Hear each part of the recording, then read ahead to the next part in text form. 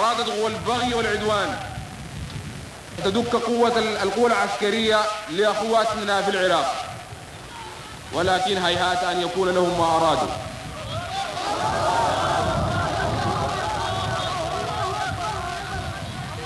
لقد أتت هذه القوات لهذه المنطقة للقضاء على قوة العراق، وهي القوة التي أحيت الأمل في نفوس العرب والمسلمين لاستعادة مجدهم واستخلاص أرضهم وتحرير أولى القبلتين وثالث الحرمين.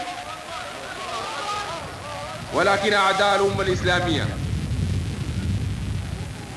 لا يعجبهم هذا، ولذا حشدوا جيوشهم وترسانتهم الضخمة وبدأوا الحرب ضد العراق. هنالك 28 دولة متحالفة الآن ضد العراق، ولكن العراق